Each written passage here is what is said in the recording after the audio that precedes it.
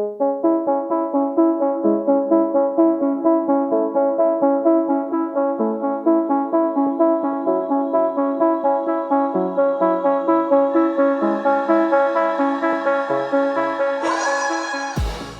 and welcome to the Blackout Podcast, where I get to talk to amazing people that do amazing things. And today I have Taylor Linloff. Yeah. I got it right this time.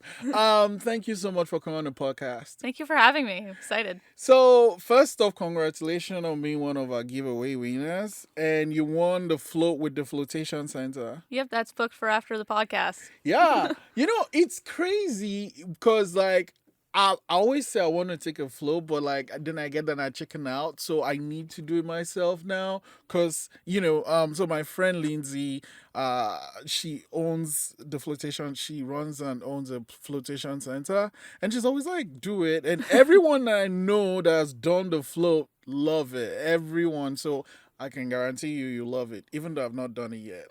I can't wait. Also, thanks for coming all the way from Cape Breton.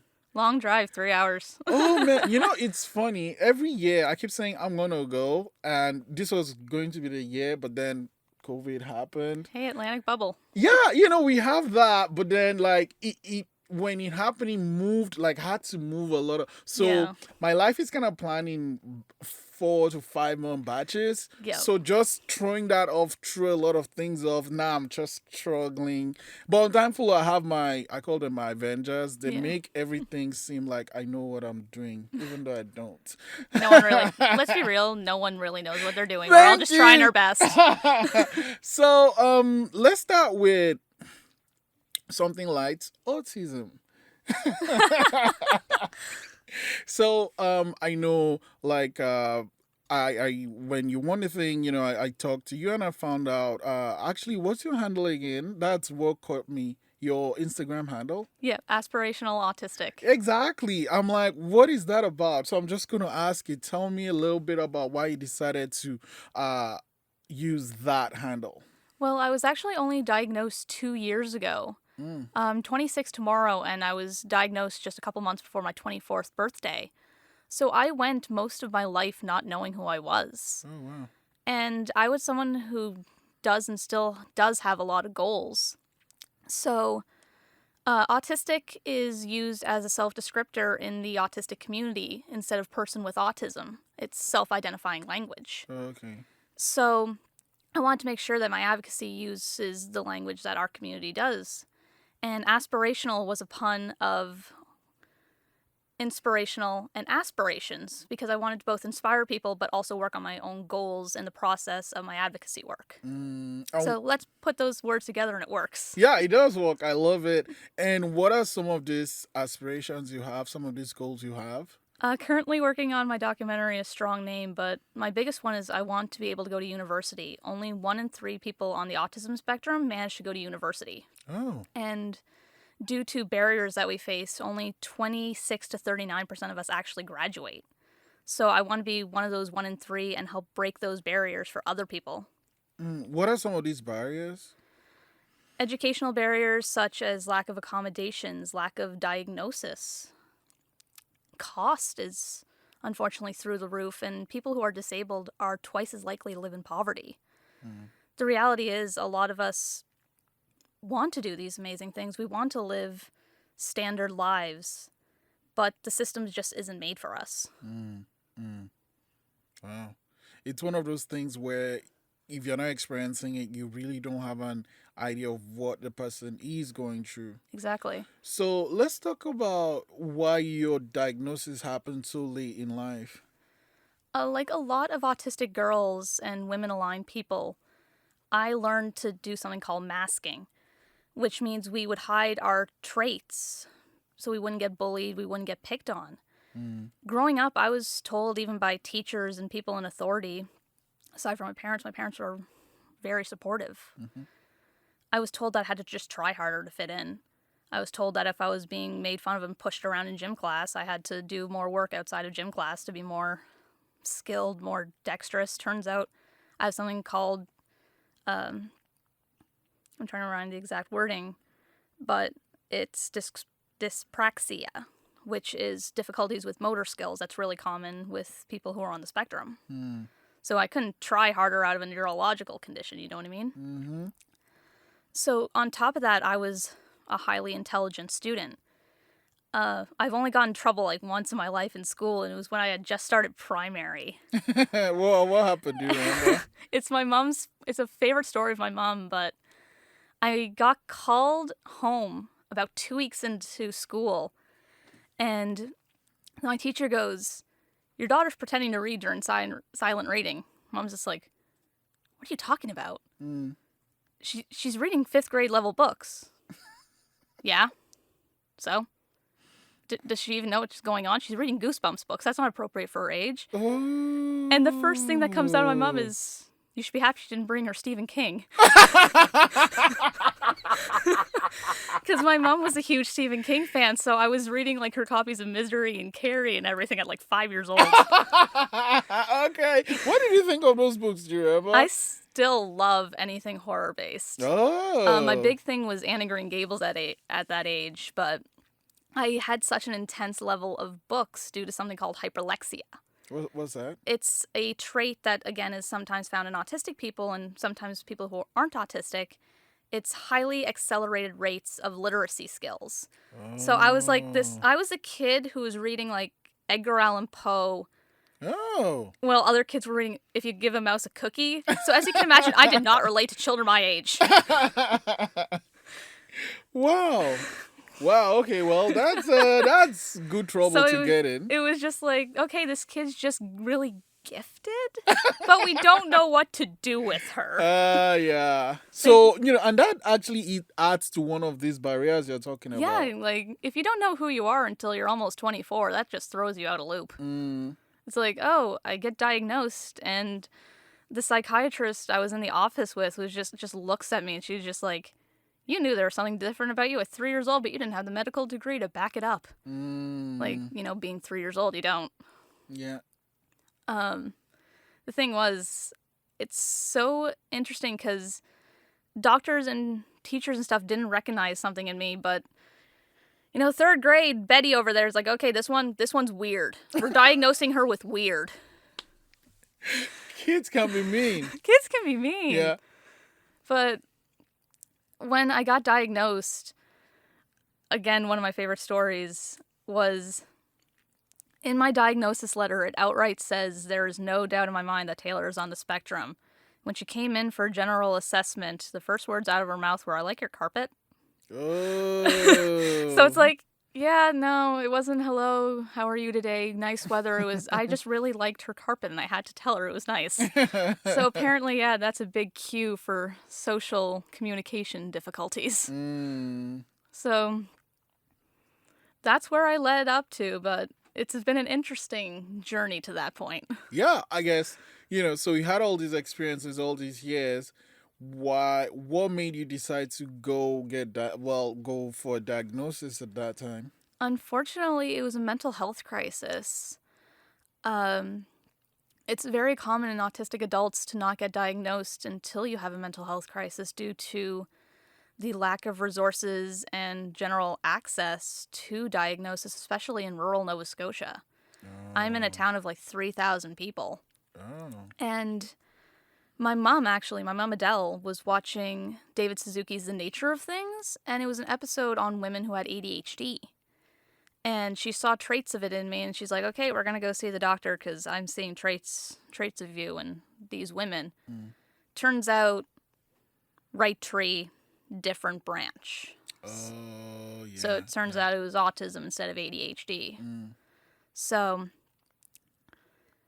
it was difficult. I was in a really bad mental health rut. I'm one of the 40% of autistic people who have a co-occurring anxiety disorder. What was that? 40% of autistic people also have an anxiety disorder. Okay. Often as a result of bullying and things like that. So it's really unfortunate that we have to experience trauma before we can get a diagnosis. Yeah, that's actually sad to imagine even. It's something like I've learned to laugh about my experiences, but there's so many people still falling through the cracks, and my mom said herself, like, she doesn't want anyone to suffer like I did. So do you find, being diagnosed that late kind of led you to your advocacy work? Definitely. Unfortunately, so many marginalized people, our lives are politicized. And often people who have neurodevelopmental disorders have to become advocates just to survive and function in society, to get the rights we need to accommodation, things like that. Because otherwise, if we don't have anything on paper, we have to try harder and fend for ourselves. I was someone who always really enjoyed looking into social justice and things like that, and I always had skills with writing, and I enjoyed speaking. I was the theater kid. Once you're a theater kid, you're always a theater kid. So I enjoyed being able to speak and things like that. So I used the skills that I had innately and I had learned to cope with throughout my life to try and help other people through aspirational autistic. What really propelled me into it, though, was as one specific milestone. I had seen an advertisement for CBC's You Can't Ask That. It was a docuseries that was looking for people with disabilities from across Canada to answer questions that people don't want to say to our face. It's like, I'm really curious about this, but if I say to your face, I might get hit. And so I said, you know what? Let's audition just to say I got out of my comfort zone, because again, I have anxiety. So it's like, okay, let's use an audition as a stepping stone, just to be able to say, okay, I tried this thing. Good job, me. I get a call 2 months later. Hey, you're going to Montreal. I'm like, oh shoot, okay, let's do this. Did you have to go alone or? That was the first time flying by myself. Well, actually, wow. second time. I was a kid the first time I flew by myself as an unaccompanied minor. But it was my first time in Montreal, and you have to note, this was only 3 months after I got diagnosed. Oh boy. So I'm like, okay, I'm still trying to come into my own here. Yeah. And now I have to be in a national docuseries. Okay, let's do this. But it was a super fun experience. I absolutely loved it. What I guess did it involve? You get to Montreal, and then what happens? Basically, I went to a studio and I was sat down in front of the background, and I had questions I had to pick up and answer because it was recording my live expressions for it. So it was questions like, do you hate people? No way. Yeah, and honestly, that question hit me hard because only a month prior, my now late father was diagnosed with cancer. Oh. So my first thing was just, no, I don't hate people. And I just looked at the camera. I'm like, my father's dealing with stage 4 cancer right now. Do you think I hate him? Because unfortunately, a lot of people still think autistic individuals don't have the emotional capacity to grieve, to care. And then there was other questions on the other hand. It was like, aren't you just odd? Yeah. That too. Am I weird because I'm autistic, or am I weird as in a personality type? I don't know. I don't care at this point. I'm owning it. It was really interesting to see what people thought of me and people like me before I was diagnosed. So it's like, wow, that's some insight into people's minds. But from there, in January 2019, that's when I, quote unquote, registered aspirational autistic, and it just kind of took off from there. What are some of the things you do for the advocacy through aspirational autistic? A lot of it is social media based. A lot of it is infographics that have image descriptions for people who use screen readers. I'm actually arranging with the town of Port Hawkesbury to hopefully host a neurodiversity pride flag raising in April. We were going to do it this April, and then... Yeah, COVID. Thanks, COVID. COVID. COVID. It's like we're all running on COVID time right now. So that kind of threw everything off. Yeah. What would that involve, though? The thing at Port Hawkesbury? Pardon? What would it involve? It would basically be an official recognition by the town of Port Hawkesbury of the autistic community and culture within the Strait area. 1 in 59 people are autistic, so when you think about it, when you have a town of 3,000 people, you're going to have a little pocket of us, and then you're going to have people who love and care for us, like our family, our friends. So in a way, we do have our own little subculture, even though it's very spread out geographically due to being rural. So it would be recognition, speeches talking about like autistic communication, our history, and then to actually raise the Neurodiversity Pride flag, which is a rainbow infinity symbol.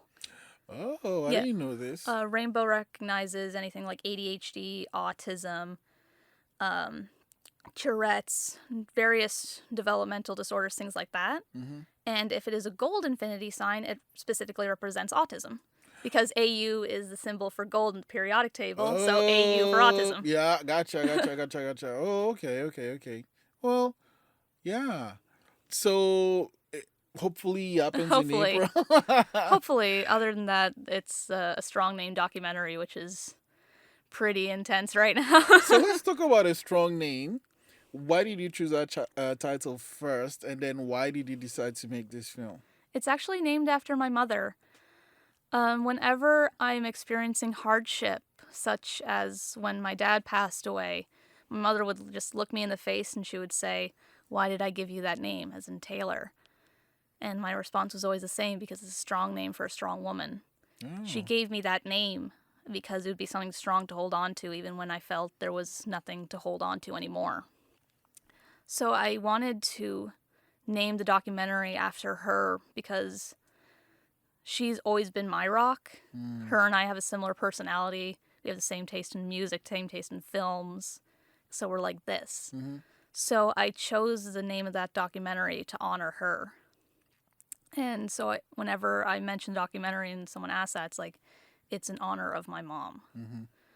Because she is the strongest woman I know. And in a way, it comes full circle, because due to stigma of autism, and even now on social media, the term autistic is used as a homophobic dog whistle, a transphobic dog whistle, racist dog whistles for offensive memes and quote-unquote humor. So in a way, autism in itself is a strong name. Oh. But the documentary itself is about not my experiences on the spectrum, but now turning outward and interviewing autistic individuals throughout rural and small communities of Nova Scotia and Mi'kma'ki, talking to their families, healthcare providers, policymakers, all to try and paint pictures of what it's really like to not have resources for diagnosis, what it's like to experience mental health issues while being autistic, what it's like to be a parent and feeling socially isolated due to having autistic children and not being able to relate with other parents, the national autism strategy that's currently in the works in the federal government. How do all of these parts reflect autistic culture and community, and how does it reflect greater issues at hand, such as like the doctor's crisis? What's that? The doctor's crisis and the doctor shortage. That. Yeah. Okay. I think if you ask anyone, Yeah. you'll hear stories like, I waited 8 hours in the ER and they just sent me home with some Tylenol. Like, when you think of the doctor shortage, you just think of like ERs being closed. You think of long waits for any sort of treatment, and it's all terrible. But what's the side? What are the stories that aren't being told under this shadow? So I was hoping with this documentary, it'll show these stories, and that maybe more people won't fall through the cracks like I did. How long have you been working on it now? It's an early stage production right now. We actually are doing the Kickstarter right now to try and fund equipment, because I'm actually working 2 jobs to try and help fund this. So when you say fund equipment, what do you like? Camera, laptop. I'm recording on a cell phone right now. Like, I'm working 2 jobs. I'm a cashier and a waitress to try and fund this. This really matters to you. It's a passion project. The way I see it's like, if I don't hit my Kickstarter goal, which we actually just did a couple days ago, happy birthday to me. Nice. Shout out to the community.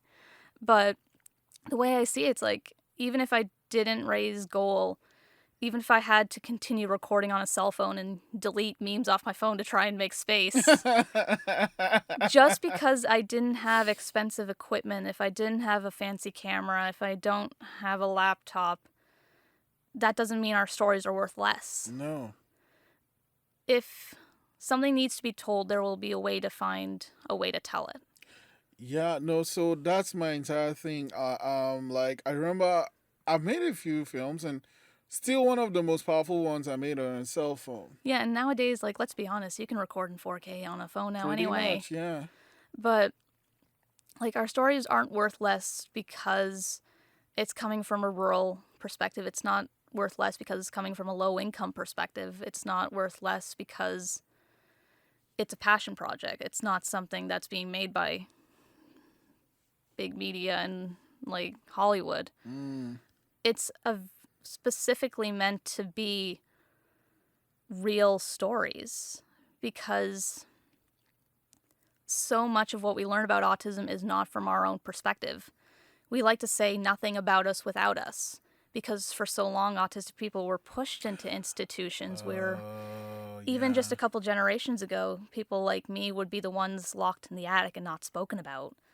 Or they would be the person who would, like, drink to cope with the stress of not being diagnosed because you didn't get diagnosed years ago. So it's a passion project, so that hopefully stories will be told so that people can get a diagnosis so they stop suffering in silence. Because it is a beautiful thing to be autistic. I experience the world in such different ways, through sensory integration, through my communication, through the skills of hyperlexia that I wouldn't have had if I wasn't autistic. Why should our stories be viewed through a lens of tragedy when we could tell our stories through our own lens, through our own view, instead of being spoken over and told that, like I was told, that I hope my child is never diagnosed with what you have. Sorry, I was gonna spit raw, but I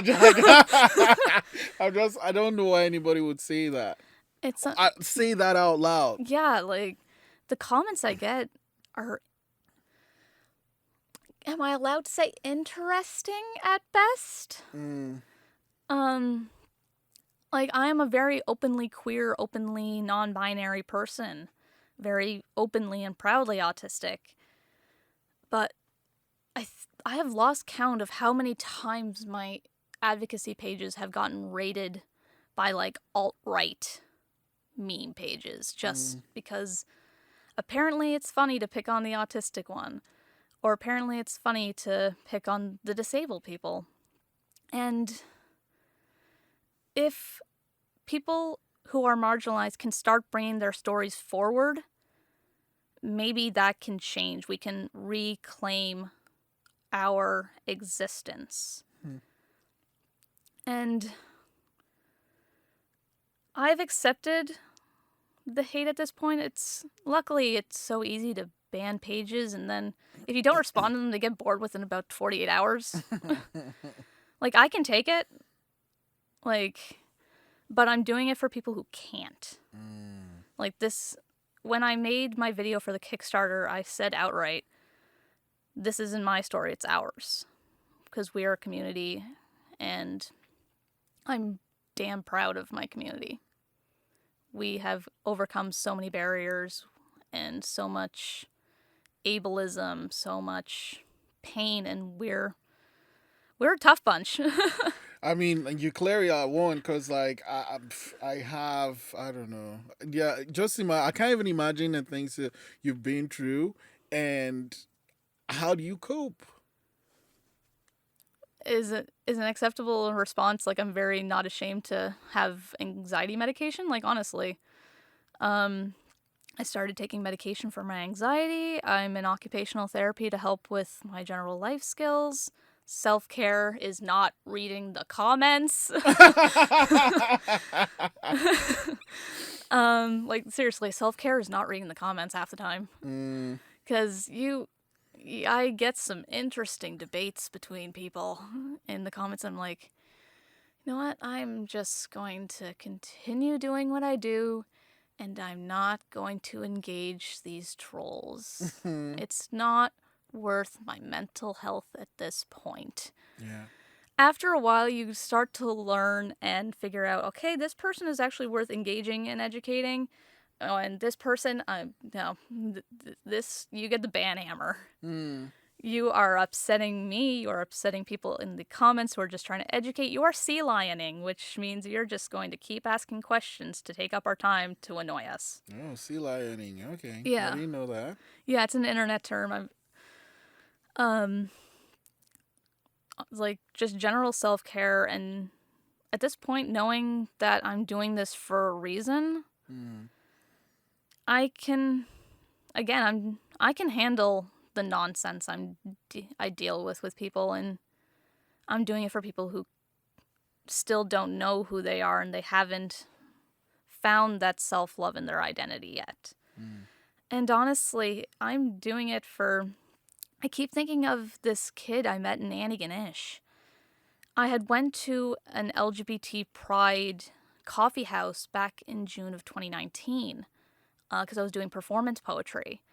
And I ended up at the last second throwing in a poem that I had wrote for Autistics Aloud, which is Autism Nova Scotia's autistic run publication of like art, poetry, articles, things like that, all of an autistic perspective. And it was just talking about my experiences in the autistic community and my self-identity. And afterwards, I get pulled aside by mom and this kid. He was probably about 10. And turns out he thought he was the only queer autistic person in Nova Scotia. Wow. He thought he was alone. And he saw me, someone who was very out queer and autistic. And he realized he wasn't alone at that point. And the times that parents will virtually come up to me and say that they understand their kid better because they never really knew what it was. They, of course, didn't know what it was like to be autistic, and they wanted to try and support their kid best they could. People have told me that they ended up getting their diagnosis because through my advocacy work, they recognized traits in themselves. Like my mom saw traits of ADHD in me, which led to my autism diagnosis. So people got diagnosed and now they're getting the supports they need. Drama is drama, but knowing that you're making an impact for somebody not feel so alone is worth it. People can say whatever they want behind a keyboard. Yeah, stupid people. Like, really, like I think once it kind of gives them this layer. Nobody Anonymity, knows yeah. who I am, so Yeah. I can go ahead and spew whatever bullshit I want to say. So you held your Kickstarter. What like what is the intention with the funds you raised from that project? laptop and a camera, so I'm not burning out my poor cell phone because I need that. Yeah. One Do you have like a specific camera you're looking for? Canon Rebel SL3s. Like, we just hit goals, so I'm gonna be able to get it ASAP. Like once the Kickstarter officially ends. Yeah. And one of my stretch goals is actually to bring it into schools once the film is done. Make a curriculum or like an assembly formatting to go to schools across Mi'kma'ki and Nova Scotia to educate both teachers and students alike. Like, these are your classmates, technically. These are people in your community. This is the person that you're making fun of by doing autistic TikTok challenges. What? Oh, this was a couple weeks ago. There was the autism challenge on TikTok. And basically, you had to... One thing that autistic people do is we stim. We call it stimming. It's often referred to as fidgeting in people who aren't autistic or aren't ADHD. It's a self-regulating behavior. Sometimes it's to calm us down from stress. Sometimes it's an expression of happiness. It's just a repetitive behavior we find very soothing. It's a form of body behavior and expression. Yeah.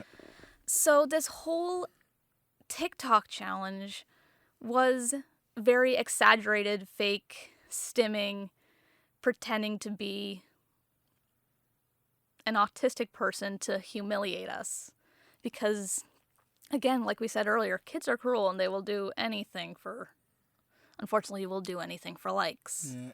And thankfully, a lot of work by my autistic colleagues who also do work in like the US and things like that, they actually got that challenge shut down. Like, I think now the hashtag is actually blocked on TikTok. Wow. So Wow. Yeah, kids are mean, man. kids are mean. Like, So I was just wondering, would it be easier to like reach out to say an arts organization like Canada Council of the Arts, or I don't know what's yeah, I unfortunately tried, but like a lot of stuff the grants are closed, and it's really hard to do and apply for grants when you have a communication disability. Oh yeah. It's like, hey, I have a communication disability. It's like, how do I format this? Communicate, How yeah. do I communicate my needs? And You know, sometimes, it's yeah, ironic you mentioned that, because I think one of the things that I think Arts Nova Scotia does this, and I think Canada Council does it too, but I'm not really sure. But I know Arts Nova Scotia does it where they try to make it more accessible, yeah, and maybe this is something they don't know yeah, of. yeah.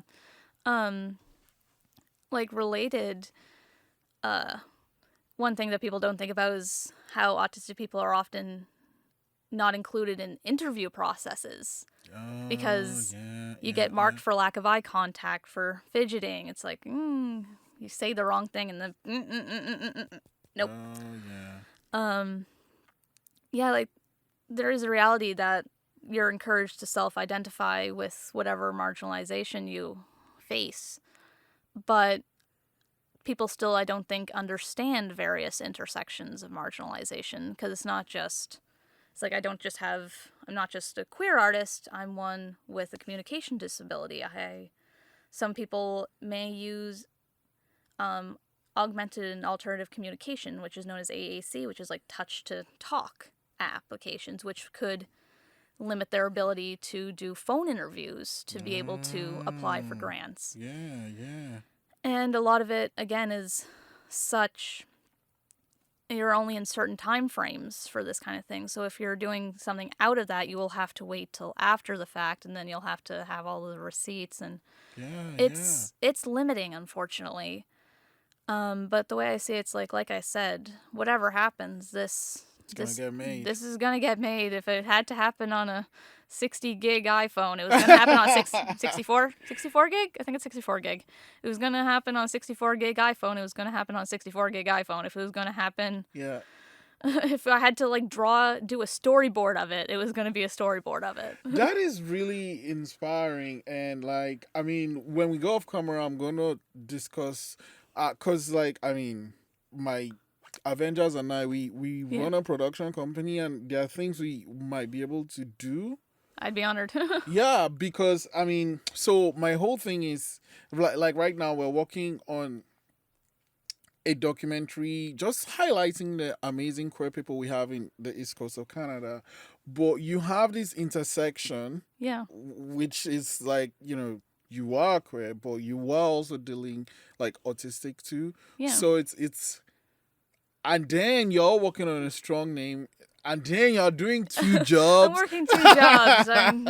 It's like I'm dealing with the death of my father. I am just... My mom calls me a little whirlwind. So I guess how do you make it all work?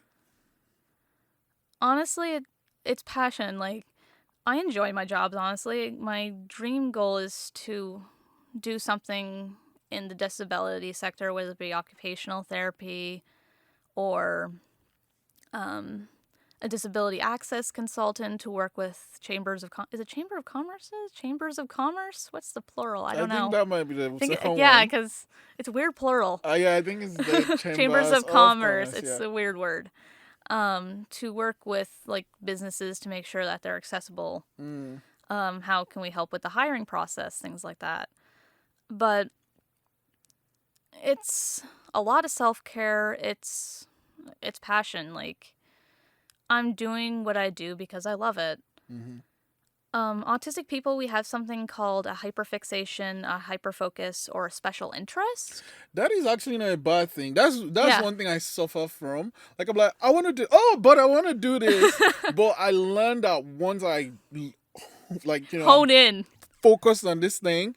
Like right now, the one, I mean, sometimes I turn my focus off it, but like the podcast is Yeah. super focused on, so Yeah. like it works. It just it works. The other thing I'm like, do the hyper. So like I believe in hyper focusing. Yeah. I think it's a special fucking skill. It's a skill. It is. Like, for anyone who's not familiar, a hyperfocus or special interest is often found in people with ADHD or autistic. People who aren't in those categories usually have a kind of amalgamation of some casual hobbies or interests, versus we have one to three. It's not usually a big scope of hobbies or interests that we just hone in. We will run it into the ground. We will learn everything we can learn about it, because for us it is a sense of comfort. We find a sense of identity in it.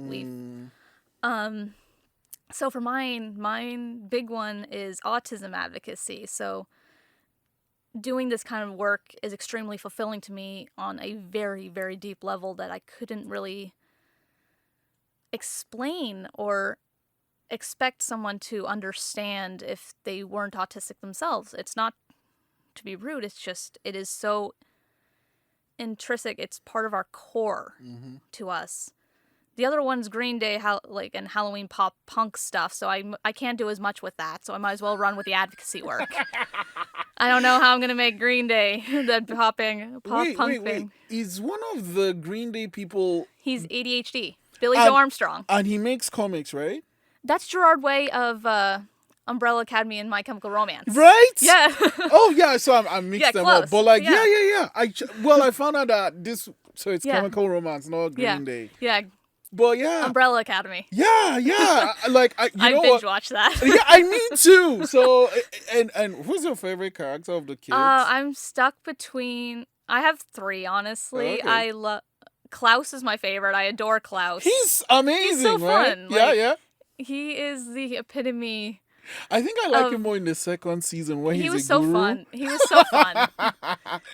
He's just like such a lovable disaster of a character. And his story is so sad. I know, it's like, this is a character, he's so much fun, but you want to protect him with every fiber of your being. And like he falls in love with that guy in the past, right? Yes. And oh man, okay, yeah. Who's the second one? 5. Like, how can you not Obviously. how can you not love 5? Like he is such a good, well-rounded character. Right. Like, and the casting is amazing. The kid playing 5 is like really talented. Yes. Like, you don't have the Umbrella Academy without 5. Like, he is holding the weight of that team on his like 14-year-old looking shoulders. Okay, and who's the third one? Vanya. I adore Vanya. Like, come on, we have to Yeah. rep Ellen Page. It's Nova Scotia. Okay. Oh man, yeah, so fun to talk to. But like I said, once the camera is off, we'll talk about things that we could do with you on Strong Name. And now that I guess with your Kickstarter done and you've hit your goal. We hit goal. It was $2,500 just to try and help offset some costs. Yeah. We're on stretch goals right now, so. Great. Well, stretch goals. I've never done the way Kickstarter works is it's all or nothing. So if I didn't reach $2,500, like I could have raised $2,499. Nope. Yeah, so it is. Oh, you have like a deadline. You have a deadline. Okay. It's a 30-day deadline. Oh. So if you hit your goal within that time frame, if you have time left over, the campaign doesn't close. So you make something called stretch goals to stretch out the rest of the campaign instead of like, well, we're closing up shop. We still have 3 weeks, but it's all over and done with. We're just going to sit around now. Okay. So stretch goals are like, okay, if we set an amount for the goals? No, after the stretch goal, your goal stays at whatever it was at. So a stretch goal is informal goals like, okay, we've hit this much, we've made goal. If we continue to fundraise and we hit X amount, we can do this. If we hit Y amount, we can do that. So, like, the stretch goal would be, like, a shotgun microphone, so I don't have to constantly sanitize lapel mics and to improve the sound, or to hire a Nova Scotian or Mi'kmaq web designer. Other stretch goal is to make a curriculum so I can bring it into schools as an education process. So that's where we're at now. It's like, okay, we hit goal. I'm not going to lose out on the 2,500. So shout out to everyone who supported me there. Thank you so much. So now it's just kind of try to keep the ball rolling because we actually hit it in 9 days. Wow. So That is amazing. Yeah, for like the first 3 days we had stayed at like $200. I'm like, oh, my sister just looked at me. She's like, I think it's a bust. So that was funny. It's like, I think it's a bust. And then we hit a week later, we surpassed it. So That is great. that's really heartwarming because it really does. It's not, for me, it's not just like hitting a fundraising goal. It shows to me that, especially since a lot of the fundraising was actually outside of Nova Scotia. Like, we had people from the UK, we had people from the United States, we had somebody from freaking Sweden. Wow. And it shows that, like, there is a place for autistic people to share their stories. There is a place for us when we don't see ourselves in the media very often. Like, even in many shows where there are autistic characters, they're often not played by autistic people. So it shows to me, and it's showing the world, whether it be Nova Scotia or all the way to absolutely Sweden, there is a place for autistic culture. There's a place for autistic film and stories and community, which is extremely heartwarming. It's a little humbling. No. I mean, what you are doing is important, and the feedback you're getting just shows how important it is, really. Yeah, it's humbling. It's like, I never expected. I've been kneecapped in the most loving way possible. Just, I'm going down. Oh, man. So, Taylor, thank you so much for coming on the podcast Thank you so much today. for having me. And enjoy your float when you get it. I can't wait. It's going to be so fun. I will give you my personal review on it. I can't wait to hear We're going to that. convince you. Thank you so much for coming. Thank you.